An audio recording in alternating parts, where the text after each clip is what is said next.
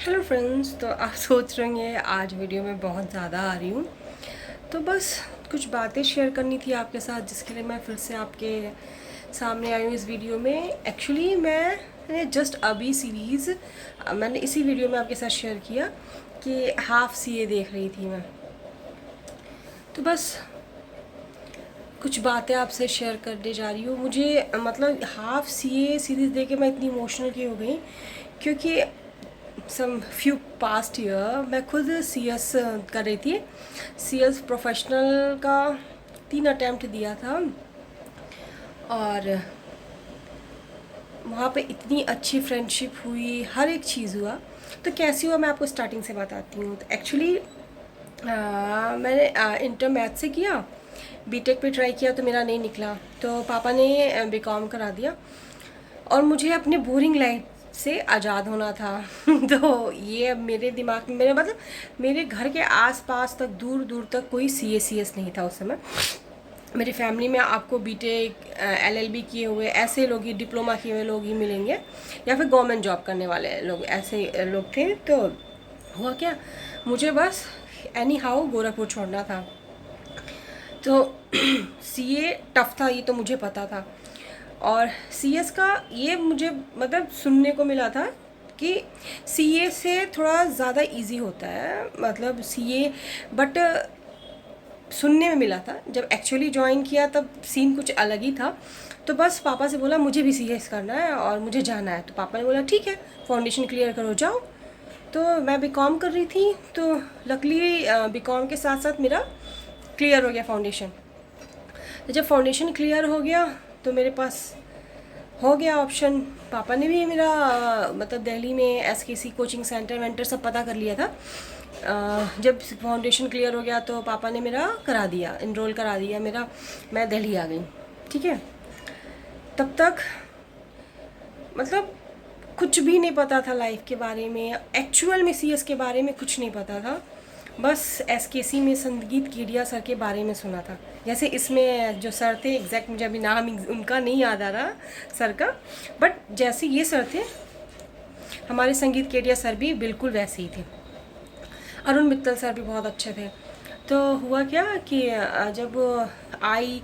जब मैंने एग्जीक्यूटिव की पढ़ाई शुरू की, तब मुझे एक्चुअल में पता चला कि सीएस इतना भी इजी नहीं है भाई। हाँ, आप मेहनत करोगे तो कुछ भी होगा। और धीरे धीरे, मुझे कॉमर्स में बिल्कुल इंटरेस्ट नहीं था, बट लॉज में मुझे कंपनी लॉ हो गया, सिक्योरिटी लॉ हो गया, अकाउंट हो गया, सबसे मज़ा आता था टैक्स पढ़ने में। मतलब बहुत अच्छा लगता था। क्लास में पढ़ते थे हम लोग, और फिर घर आ कर के मैं सबके साथ बैठ कर रिवाइज़ करती थी। मतलब बहुत अच्छा फील होता था कि अरे यार निधि, मुझे ये नहीं समझ में आया, मुझे ये समझा दे, मुझे वो नहीं समझ में आई, वो समझा दे। मतलब आप विश्वास नहीं करोगे, मतलब मुझे ऐसा फील होता था कि नहीं, मैं पढ़ने आई हूँ तो मुझे सिर्फ पढ़ने पे ध्यान देना है। शुरू शुरू का जोश था, तो ये जोश मेरा बरकरार भी था पूरे एग्जीक्यूटिव तक।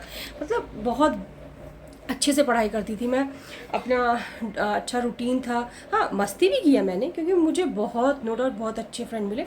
हाँ, टचवुड, आरुषि और शालिनी अभी तक मेरे फ्रेंड हैं। जिसमें से मैं बात करूँगी शालिनी सिंह की, द बेस्ट पर्सन।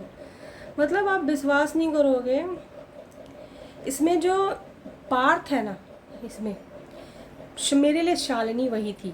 ठीक है, एक तो वो रोल मॉडल थी मेरी। क्यों रोल मॉडल थी कि जब मैंने एग्जीक्यूटिव ज्वाइन किया था तो उसका जस्ट रिजल्ट निकला था, उसका फर्स्ट मॉड एग्जीक्यूटिव का क्लियर हुआ था, और वो सेकेंड मॉड की कोचिंग कर रही थी। तो साथ ही साथ था, जो भी था हम लोगों का। ठीक है, तो हुआ क्या, मैंने क्या बता रही थी मैं, हाँ, तो हम लोगों ने ज्वाइन किया। तो उसका, वो ऐसी लड़की थी कि जैसे इसमें जो नीरज भैया ने जो बात बोली ना, कि आप अपने लाइफ से आपको जो डिस्ट्रैक्ट करता है वो चीज़ हटाओ। मतलब वो जो पढ़ाई करती थी ना, तो फ़ोन आप उसके नंबर पे कर ही नहीं सकते, क्योंकि वो जितने दिन अपने होम टाउन रहती थी एग्ज़ाम लीव लेकर के, वो ना फ़ोन यूज़ करती थी ना कुछ, सिर्फ पढ़ाई पे कंसंट्रेट करती थी। अगर उसको बात करना है या आपको बात करना है, आप उसके पेरेंट के फ़ोन पे बात करिए, हो जाता था बात।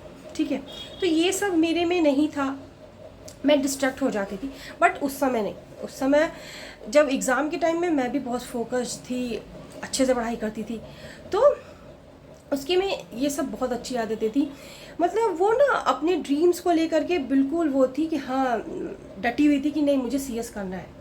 और सेम कंडीशन मेरे साथ था, मैं उसको देख के इंस्पायर भी होती थी, मुझे भी अच्छा लगता था यार। जब सीएस की कोचिंग ज्वाइन की उसके बाद से मुझे बहुत अच्छा लगने लगा सीएस पढ़ना, सीएस का जो भी करना है। तो उसने तैयारी की, तो मैंने दोनों मोड एक साथ फर्स्ट अटैम्प्ट दिया, तो कुछ मार्क्स से मेरा फर्स्ट अटैम्प्ट रुक गया। ठीक है, तो मैं कोचिंग्स ख़त्म हो चुकी थी, बाकी कुछ तो वो था नहीं, तो मैं होम टाउन वापस चली गई, घर पे बैठ के पढ़ाई किया, सेकंड अटैम्प्ट दिया, मेरा दोनों का दोनों मोड टचवुड एक साथ क्लियर हो गया सेकंड अटैम्प्ट में एग्जीक्यूटिव का। भैया आप ट्रस्ट नहीं करोगे कि उस समय मतलब ऐसा लग रहा था ना कि लाइफ में क्या अचीव कर लिया है मैंने। मतलब फैमिली में इवन अब मेरे पापा के जो फ्रेंड्स थे ना, वो मुझे कॉन्ग्रेचुलेट करने मेरे घर आए थे मिठाई लेकर के, और इतना अच्छा फील हो रहा था कि मेरे साथ जितने बच्चों ने ज्वाइन किए थे उसमें सिर्फ मेरा क्लियर हुआ था।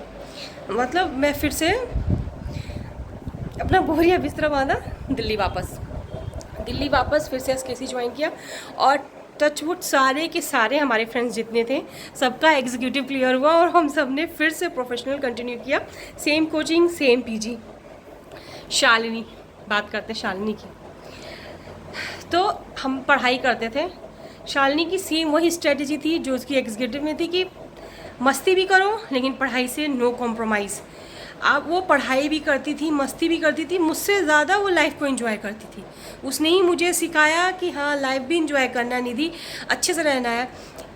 प्रोफेशनल में भी हाँ ठीक था, मैं कोचिंग के टाइम में मस्ती करती थी, मुझे भी बहुत अच्छा लगता था घूमना, सजना संवरना, मतलब मस्त लाइफ थी उस समय। तो हाँ, अब आती है बात कोचिंग ख़त्म करने की। तो मैंने अपने दोनों मोड के, प्रोफेशनल में आपके 3 थे, तो 2 का फर्स्ट और लास्ट का मैंने एक साथ कोचिंग किया था, क्योंकि मैंने देखा था किस में ज़्यादा मतलब बैलेंस बना करके। सेकंड मोड सिर्फ थ्योरी और एक पेपर था उसमें कॉस्टिंग का, मतलब फाइनेंशियल अकाउंटिंग का, उसको छोड़ करके बाकी आपका थ्योरी था। बाकी सब में फर्स्ट मॉड में तीनों शायद, फर्स्ट मॉड में तीनों आपका वो था थ्योरेटिकल था, और थर्ड मॉड में टेक्स्ट था, 2 थ्योरेटिकल था जिसमें से एक ऑप्शनल था। हम लोग के टाइम पे आ गया था 2000, ये है आपकी प्रोफेशनल का 2014 की बात है ये उस समय। और नया नया कंपनी एक्ट आया था, पुराना कंपनी एक्ट ख़त्म हो गया था, तो नया नया कंपनी एक्ट आया था, स्केलेटन कंपनी एक्ट जिसको कहते हैं। तो हमने पढ़ाई शुरू की, अपना पेपर दिया। मैंने प्रोफेशनल में भी पढ़ाई में बिल्कुल भी कंजूसी नहीं की थी, कोचिंग कभी नहीं छोड़ती थी, कोचिंग के बाद से जो भी पढ़ा रहता था उसको रिवाइज़ करती थी, क्योंकि मुझे हर हालत में अपना प्रोफेशनल भी क्लियर करना था। टोटली फोकस्ड थी, लेकिन पता नहीं क्या कमी रह गई मेरे, मैं भी यही करती थी। हाँ, मैं थोड़ा बहुत बात कर लेती थी अपने दोस्तों से, थोड़ा बहुत फ़ोन देख लिया, बट पढ़ाई में बिल्कुल भी कंजूसी नहीं तब भी मैंने की थी, प्रैक्टिस करती थी। आप ट्रस्ट नहीं करोगे, मुझे टैक्स में भी दिक्कत नहीं होती थी थोड़ी सी भी, मतलब उसके बाद जीएसटी भी आ गया था, जीएसटी में भी दिक्कत नहीं होती थी, कॉस्टिंग में भी दिक्कत नहीं होती थी यार। लेकिन जब घर पे वही चीज़ सॉल्व करती थी सब अच्छा रहता। पेपर में कहीं ना कुछ गलती हो जाती थी मेरी, या फिर कभी क्वेश्चन में बैलेंस शीट नहीं मैच किया, मैं डरती नहीं थी उस चीज़ से, लेकिन एक ही क्वेश्चन ऐसा आता था, और मैं अटेम्प्ट भी करती थी, पूरा प्रॉपर तरीके से पेपर भी देती थी, लेकिन मेरा प्रोफेशनल का फर्स्ट अटेम्प्ट रुक गया, सबका रुक गया। इवन पहली बार मुझे अजीब लगा, शालिनी का भी फर्स्ट अटेम्प्ट सीएस का रुक गया, उसने सब ने दोनों मॉड साथ में दिया था। तो हुआ क्या, सेकंड मॉड फिर वही तगड़ा वाला कोशिश, सेकंड अटेम्प्ट वही तगड़ी वाली कोशिश। तो मेरा सेकंड अटेम्प्ट भी रुक गया, और शालिनी का एक ग्रुप क्लियर हो गया। तो शालिनी ने ऐसे करते करते अपने सारे ग्रुप क्लियर कर लिए, और मेरा तीसरा अटेम्प्ट आ गया। मैंने दोबारा से कोचिंग की, अच्छे तरीके से पढ़ाई की, लेकिन यार मेरा नहीं क्लियर हुआ। उसके बाद से मैंने इंटर्नशिप ज्वाइन की, तो इसमें मतलब इस सीए हाफ सीए में नीरज भैया ने एक बात बोली थी कि अगर आप ये समझ लोगे कि आपके पास कोई ऑप्शन ही नहीं है तो आप क्लियर कर लोगे।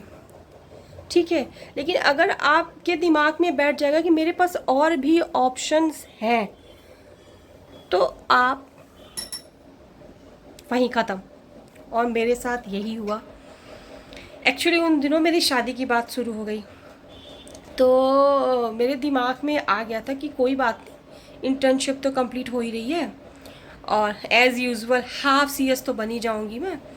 और हस्बैंड, जब शादी के बाद हस्बैंड मिल जाएगा, अच्छी खासी पैकेज है, सैलरी है, लाइफ सेटल हो जाएगी। अगर CS नहीं भी हुआ तो भी चलेगा। बस एक यही पॉइंट मेरे दिमाग में गल बढ़ गई कि अगर CS नहीं भी हुआ तो भी काम चलेगा मेरा। और लाइफ मेरी टोटली चेंज्ड। मेरा शादी के टाइम एक अटेम्प्ट पड़ा था जो कि बर्बाद किया। उसके बाद का अटेम्प्ट मेरा प्रेगनेंसी में पड़ा, मैंने छोड़ दिया। उसके बाद मैंने CS ही छोड़ दिया। आप सुनते होंगे, मैं अपने वीडियोस में बोलती हूँ drop out CS, but not give up. मैंने गिव अप नहीं किया है। मेरा अभी भी मन करता है और मैं करूँगी एनी हाउ। मैं जब मतलब मेरी लाइफ में हर चीज़ सेटल हो जाएगा ना, एक स्टेज ऐसा आ जाएगा कि हाँ, कि बहानों से दूर। अभी तो मेरे पास बहाना है, ऑब्वियसली सबको ये बहाना ही लगेगा कि मेरे पास छोटा बच्चा है, क्योंकि करने वाले तो इसके साथ भी कर लेते हैं। तो अगर मैं ये एक्सक्यूज़ दे रही हूँ तो यानी कि मेरा बहाना है। मैक्सिमम लोग यही सोचेंगे अरे बहाना है, बहाना है, बहाना है। बट हाँ, बस एक चीज़ मैं आपसे कहूँगी, अपने ड्रीम्स पे कभी भी गिव अप मत करिए आप, ठीक है। हाँ, नो डाउट थोड़ी देर का आप पॉज लीजिए, फिर से कंटिन्यू करिए, लेकिन अपनी ड्रीम को ज़रूर पूरा करिए, क्योंकि यहाँ बहुत दर्द होता है जब आपका ड्रीम नहीं पूरा होता, बहुत तकलीफ़ होती है, ठीक है। आज वही Shalini as a qualified CS Shalini Singh है और हम एक हाउसवाइफ है। तो बस वही सीरियल, मतलब वही सीरीज़ देख रही थी ना, तो मुझे अपने सारे फ्रेंड्स, जब शालिनी की सबसे ज़्यादा याद आई, क्योंकि मतलब इसमें जो बातें, कुछ कुछ बातें ऐसी थी ना, वो डिक्टो उसके साथ मैच कर रही थी। क्या डिस्ट्रैक्शंस को हटाओ, फोकस्ड रहो अपनी गोल पे, और आप अपने कोशिश करते रहिए। तो कोशिश तो की मैंने, डिस्ट्रैक्शंस भी हटाए, बट कहीं कोशिश में कमी रहेगी जिस वजह से फेलियर सामने आया। बट नो डाउट आगे बढ़ेंगे, उससे सीखने को ही मिला। तो ऐसे मोटिवेशनल चीज़ देख के थोड़ी देर के लिए मैं मोटिवेट हो जाती हूँ, तो इसलिए मैं थोड़ी इमोशनल हो गई देख करके कि सच में यार CA और CS की लाइफ इतनी इजी नहीं होती है यार। मैंने देखा है, मैंने पढ़ा है, मैंने एज्यूम किया है। आप विश्वास नहीं करोगे, मैं टोटली डिप्रेशन में चली गई थी जब मेरा सेकंड अटैम्प्ट नहीं क्लियर हुआ था, क्योंकि मुझे समझ ही नहीं आ रहा था कि मैंने पेपर अटैम्प्ट किया, अच्छा किया, अच्छे से प्रिपेयर करके गई, उसके बाद भी मेरा अटैम्प्ट रुक गया। तो धीरे धीरे ना मेरा मोरल डाउन होते गया, और आप ट्रस्ट नहीं करोगे, मेरा थर्ड अटैम्प्ट में इतना गंदा मार्क्स आया था, जितना उतना गंदा मार्क्स तो मेरा फर्स्ट अटैम्प्ट में 50% एग्रीगेट नहीं हुआ था, इस वजह से मेरा क्लियर नहीं हुआ। बाकी मैं टोटली थर्ड अटैम्प्ट में सारे के सारे पेपर में फेल थी। तो बस यही कहना है कि अगर आप CA CS कर रहे हो तो पेशेंस के साथ करो, कभी गिव अप मत करो। क्योंकि एक एग्जांपल और देती हूँ, हमारे साथ एक सौरभ भैया थे, क्या अभी भी हैं वो। तो सौरभ भैया, जब मैंने एग्जीक्यूटिव ज्वाइन किया था, वो प्रोफेशनल में तब, मतलब वो CA फाइनल में तभी आ चुके थे, वो पेपर देना स्टार्ट कर चुके थे, उनका वो ख़त्म हो चुका था इंटर। क्योंकि CA में है ना कि आप इंटरमीडिएट के बाद से आपको 3 साल का आर्टिकलशिप करना, उसके बाद आप फाइनल दे सकते हैं। उनका 2023 में CA फाइनल कंप्लीट हुआ है, और जब मेरा प्रोफेशनल का सेकंड अटैम्प्ट था तब उनका CA फाइनल का एक पेपर एग्जाम्ड हो चुका था दोनों ग्रुप में से, बट उन्होंने कभी गिव अप नहीं किया यार। तो उसका उनको रिजल्ट भी मिला। आज वो CA सौरभ शर्मा है, सौरभ भारद्वाज, CA सौरभ भारद्वाज है। तो बस गिव अप मत करो, लगे रहो, आप लोग भी ज़रूर सक्सेस मिलेगा लाइफ में। और यह वीडियो बहुत ज़्यादा लंबी हो रही है, फिर कभी बात करेंगे CS के बारे में।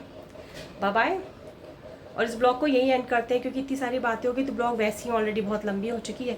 फिर मिलेंगे एक नए ब्लॉग में। और हाँ, आप कमेंट में ज़रूर बताना कि आपका क्या ड्रीम है, आप लोगों में से कितने लोग CA CS कर रहे हैं। और प्लीज़ यार, अगर आप कर रहे हो तो पेशेंस के साथ करना, गिव अप मत करना यार। अप्स एंड डाउन्स तो हर जगह लगे रहते हैं। आसानी से जो चीज़ मिल जाती है ना, उसकी वैल्यू नहीं होती। मुझे देखो, आसानी से ईज़िली मैंने एग्जीक्यूटिव और फाउंडेशन कंप्लीट किया, प्रोफेशनल में नहीं कर पाई, तो आज लाइफ ये है। प्लीज़ लगे रहो, करते रहो। Bye bye. और प्लीज़ मेरे चैनल को सब्सक्राइब करिए, मेरे वीडियोस को लाइक करिए अगर आपको पसंद आते हैं, और कमेंट करके मुझे ज़रूर बताया करिए आपको मेरे वीडियोस में क्या अच्छा लगे। Bye bye.